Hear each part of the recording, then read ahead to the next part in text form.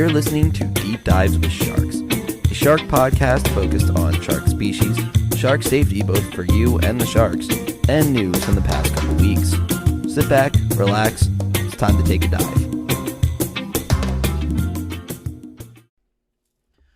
Welcome once again to Deep Dives with Sharks. I am your host, Alex, the self-proclaimed shark expert, although once again, very much far from it, just a shark fanatic. Solid pun. But with this, I'm really happy to see you guys here again. Of course, we're going to be talking about sharks. One thing I do want to mention from last week that I did forget to mention about the zebra shark is that they are actually endangered. Most of the sharks we will talk about on this podcast are going to be endangered, threatened, vulnerable, some way, shape, or form. Very few are going to be absolutely thriving out in nature. A lot of this comes from overfishing and unhealthy fishing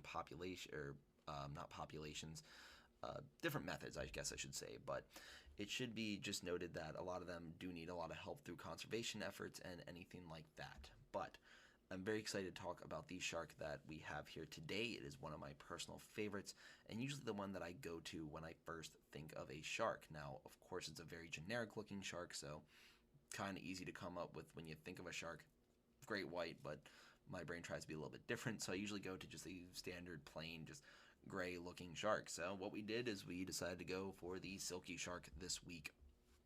Now, probably don't know about the Silky shark. May be the first time that you're hearing about it, but neat thing about this is they're known by a lot of other names. So they're known as the olive shark, the gray whaler shark, ridgeback shark, black spot shark, sickle shark, and the sickle silk shark, which that one is a mouthful. I don't know how anyone can get that out quickly without stumbling over their words.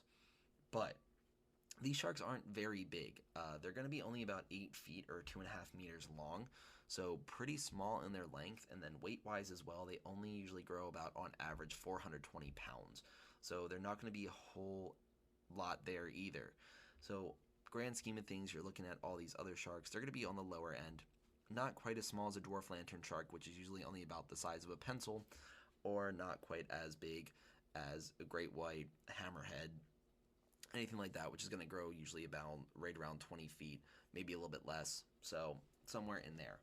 But these sharks are going to use their size to their advantage as they make up for it in agility, because these are going to be a very agile shark. Now, these sharks live in the pelagic zone.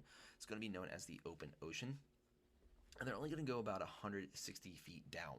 So usually you're not going to run into these sharks being on the beach. You're not going to see them all that much, really ever.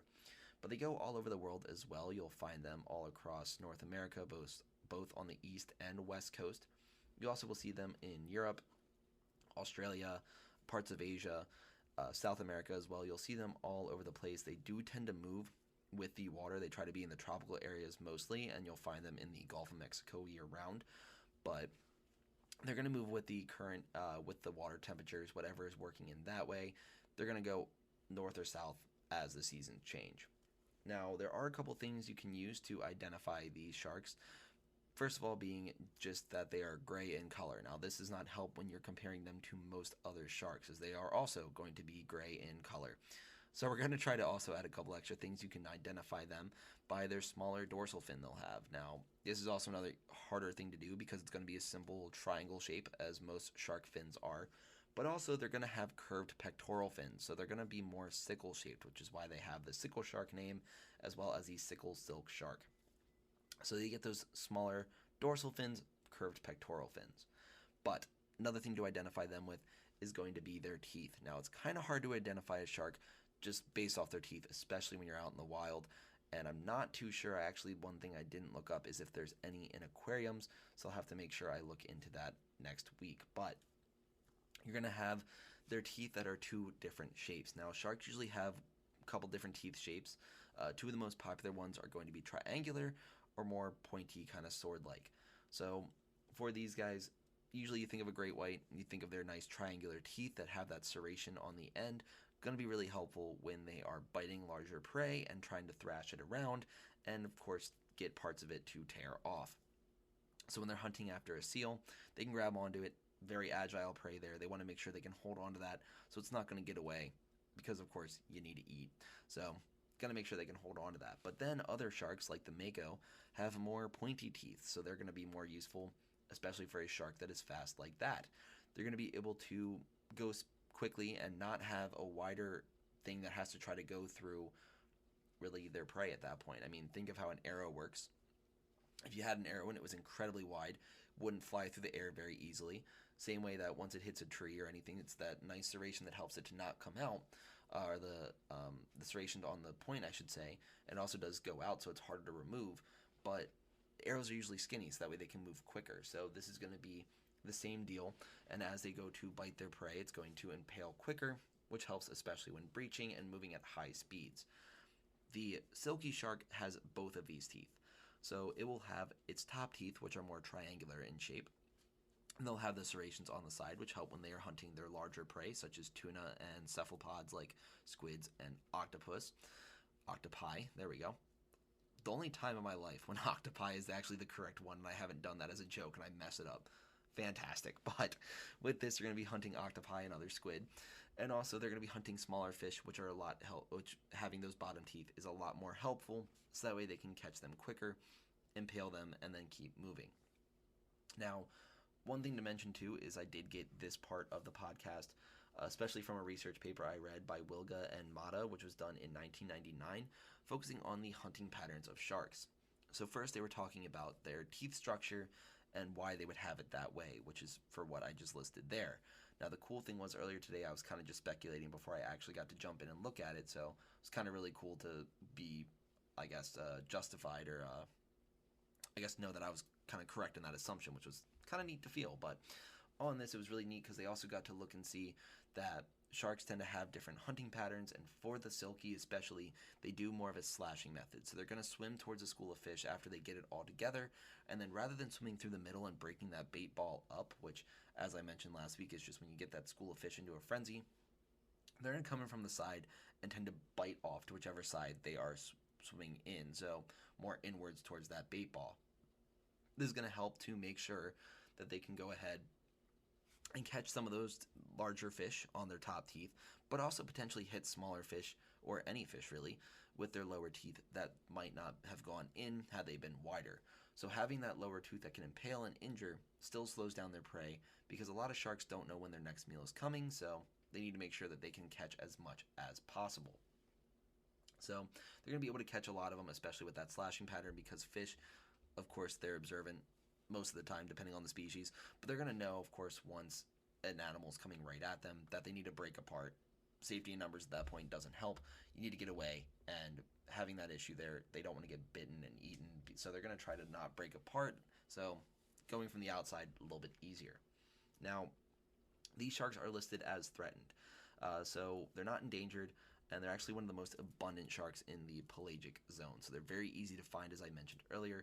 They're going to be all over the place, very easy to find and catch. Now, with this as well, they also, neat thing about it is that they give live birth. Now, some sharks are going to lay eggs, others are going to do live birth. Neat thing about the sharks that do live birth is they have belly buttons. That's just a fun thing that my brain really enjoys, and I think it was lemon sharks that I first learned had belly buttons, and then I kind of doing more research, other people, like other shark experts, kind of came out of the woodwork and stated that every shark that gives live birth also is going to have belly buttons, but apparently lemon sharks are one of the first ones they noticed that on, and thought that was really neat. So once we get to lemon sharks, I'll talk more about their belly buttons. But with this, they also, since they live in the pelagic zone or the open ocean, they don't have a whole lot of interaction with humans. The most that they do is going to be with divers or fishing, anything like that, so they get tagged quite a bit, so that way we can do more research on them and figure out where they're going and what they're doing. But the biggest threat is actually what humans will do to this shark. So this shark has very few bites with humans. A couple, of course, when people don't leave them alone, but that's going to be a very common theme of this as well, is that if the shark doesn't want to be messed with, don't mess with it. Easy enough. But this shark tends to not go after divers. They get a little bit curious and then they swim away. They're not really too engaged.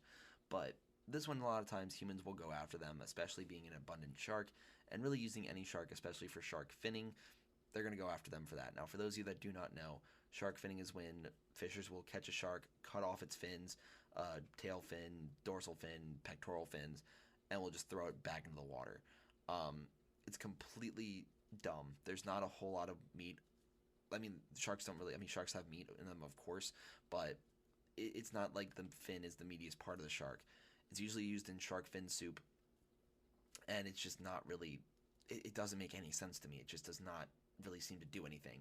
So it's really frustrating, and of course, I will always talk about this probably 1.5 million times. It's a very dumb practice in my mind, and it's just something that researchers and conservationists are working incredibly hard to stop and try to find other ways that it can happen. But this is probably one of the biggest threats to sharks, because really any shark can do it, and they can just catch a shark, cut their fins off, throw them back, and that's that. Another reason why this fish is caught, or the shark is caught, I mean, they are fish too, but the reason why they're caught is for oil that is on their skin and in their body, as well as their jaws, because that is a fantastic souvenir for some people, especially being a smaller shark. They're not going to have a large mouth, and that can be hung up somewhere, and that looks really cool, but once again, a very stupid reason to kill a shark, in my opinion. Now, from here as well, another big issue. Now, this one makes more sense, but also begs why don't we have more safe fishing practices, is because of bycatch. Now, bycatch, for those of you that do not know as well, is going to be when you're aiming to catch a large school of fish, but then a different species gets caught in there. So, for example, really popular fish around the world is tuna. A lot of people like eating it, and they're always going to fish for it. So, when they're going after a school of tuna, you're then going to have the silky shark that is right behind it, and then going to go through and try to grab it. So it's going to have that issue there where it's going to get caught up in the net, eventually suffocate, and then that's going to cause it to die, which a little bit of a problem. But that's really the main things that bother the silky shark. That's what we have about the silky shark this week. Of course, I'll probably have more to say about it next week, so I'll have to go back into it at that point, but so far, this is what we have. Now, of course, going on to safety, I simply named this section this week, Don't Punch a Shark. The amount of times you go online and see that, if, or even on TV, anything like that, and you hear if you encounter a shark and it's getting too close or anything like this, and this is happening, that's happening, punch it. It's a very dumb idea. Same way that if I come up to you and you're trying to see what's going on and I punch you, you're probably going to get irritated, and you're probably going to want to retaliate. Same thing for a shark. If it's just hanging out being like, oh, what's going on here, and you gets punched, but now it probably wants to bite you. So not the best idea. There's things you can do that are much, much safer. Starting with simply just try to keep it at a distance. Now, there's an easy way you can do that. If you're on a beach, or in the tide, I should say, and you see a shark swimming around you, and you're wondering, oh, I don't want it to get too close, well, just stay vertical. Same thing goes if you're swimming in the ocean, in the water. Just stay vertical. Keep eyes on it. Sharks and fish know what eyes are. They also have them, so they can identify what an eye is on something else. That's why a lot of fish have evolved to have a false eye, so that way a predator will attack that and they can still swim away. So this here, they can tell what an eye is, and if you're looking at it, they're not really going to want to mess with you, because they're not aware, like they don't know what you're capable of. So same thing that if you're watching an altercation go on in public, and you see the two people are looking in your direction and they're getting loud, but they're seeing that you're watching, you're probably going to go away too, because you don't want to know what's going on here. So if they're not paying attention, they're completely tunnel visioned on each other, that's when a crowd forms. So one of those things there. So same thing with the shark. It's not really going to know what you're capable of, so if you're keeping an eye on it, it's usually going to keep a distance, because it doesn't want to find out if you can end it in 1 second. But with this, it's also not going to swim up to you that easily. I mean, most fish are not. Very few do, but even if they do, they're pretty bold. Now, of course, if a shark does get a little bit closer to you, you do want to make sure that you try to keep them at a distance. So if it's getting a little too close for comfort, but it's not too close yet, because this next one, very important for keeping them at a distance, but if they're within a range, you can't do this one. This one, you kind of want to do a quick movement towards them. Now, kind of like what you'd call like a pump fake. Like you want to act like you're going to do something to it, but really don't. Don't go chasing after it, like not like a bear where you have to be big and scream at it, but like a quick little like move towards it. It's going to help to make sure that it, once again, does not know what you're capable of, and it's going to move away. Now, if it's within distance to bite you, that's a very bad idea.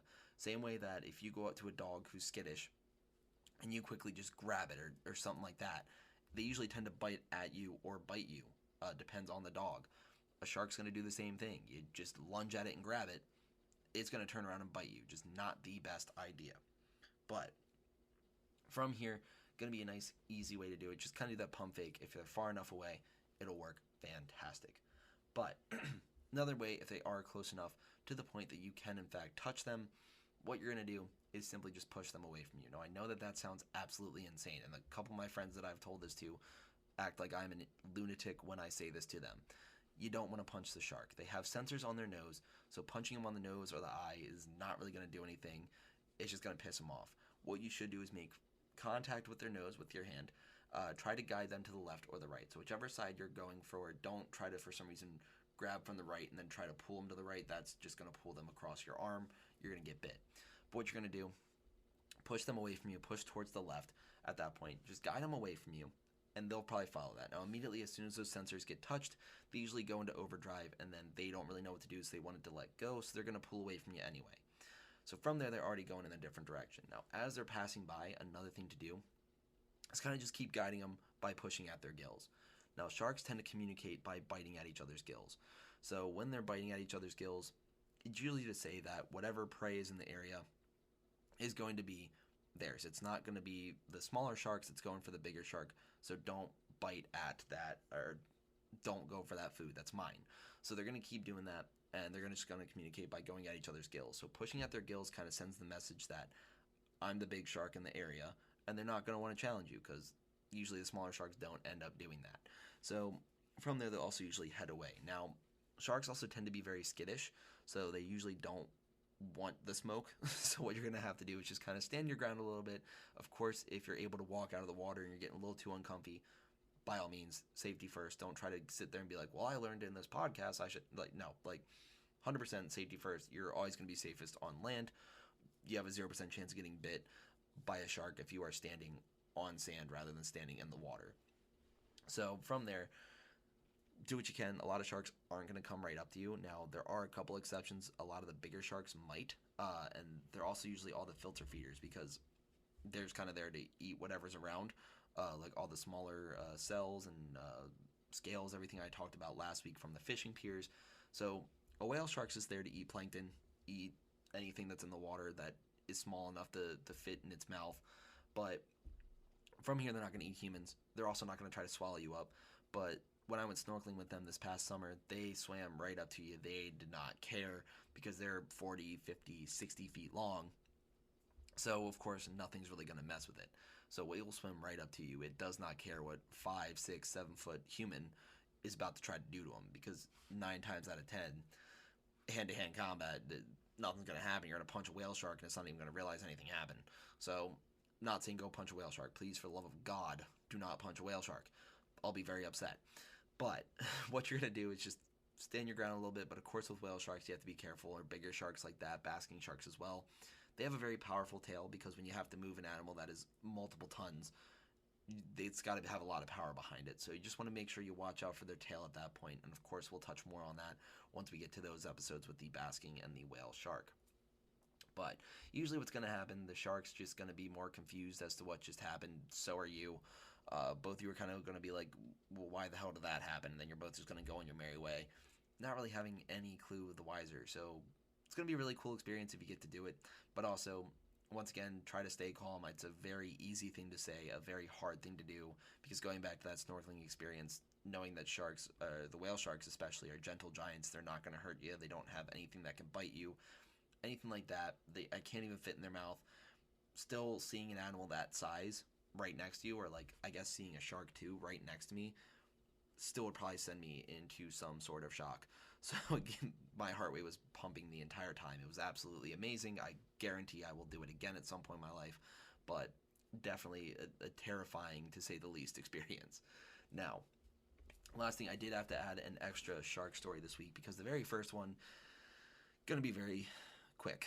So people may have seen it. There were about 1.5 million different sources that came out and reported this past week, as of September 19th, 2022, that the Megalodon returns.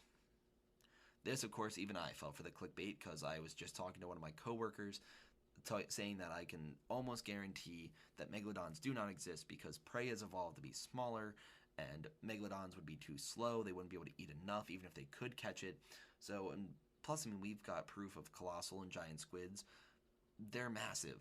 We've got proof of whale sharks too. Like, we've got proof of so many deep sea animals as well, that it wouldn't make any sense that a 60-foot, essentially great white, could be hanging out somewhere in the ocean, and no sign of it has washed up other than fossilized teeth from years ago. We have not found a single fresh megalodon tooth ever, and quite literally almost within the same breath, I then get a notification on my phone, the megalodon returns, and I literally was just so mad.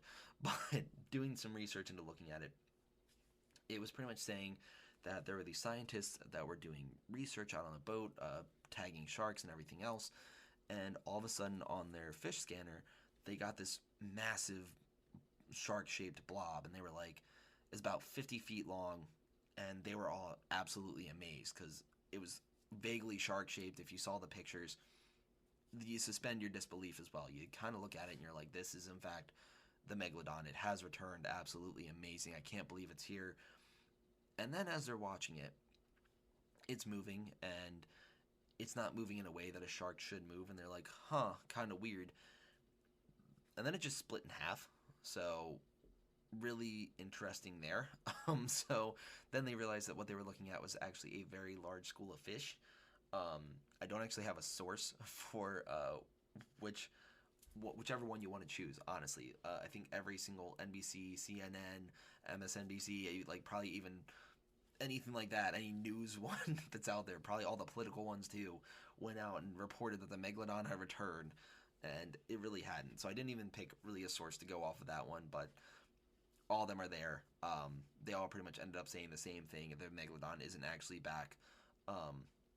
It's actually just going to be a bunch of fish that were all together and then split apart, and the scientists were disappointed. But that was really that story for this week. Now, next one that's actually I'm really excited to see was that there was a very rare shark found, well, two of them actually found off the coast of San Diego. So we get a nice West Coast story this time. I usually focus on the East Coast. Being on the East Coast of America makes it a little bit easier to focus on East Coast stories, but this week I do have a West Coast story, and it's going to be the mega mouth shark that actually showed up. Now, there were two sharks. One was about 13 feet, and the other one was about 18, I believe I saw. This was also reported by NBC San Diego, just to make sure I give that source out there as well. And it was spotted about 30 miles off of the coast of San Diego, which was incredible for a variety of reasons. For one, they're pretty large. They're large sharks. They can go anywhere. I've seen different sources say they grow to be about 18 feet, all the way up to about 28 feet, 30 feet sometimes. So it really just depends on the source you're using. The issue is why they have such a huge range is also because they're incredibly rare. So they were first sighted, I believe it said 1977, so very recently when it comes to like shark research. And the thing is, there's very little known about them. This was one of the very few sightings where there were actually two in the same area as well, and both of them were on the surface because they're usually deep sea sharks.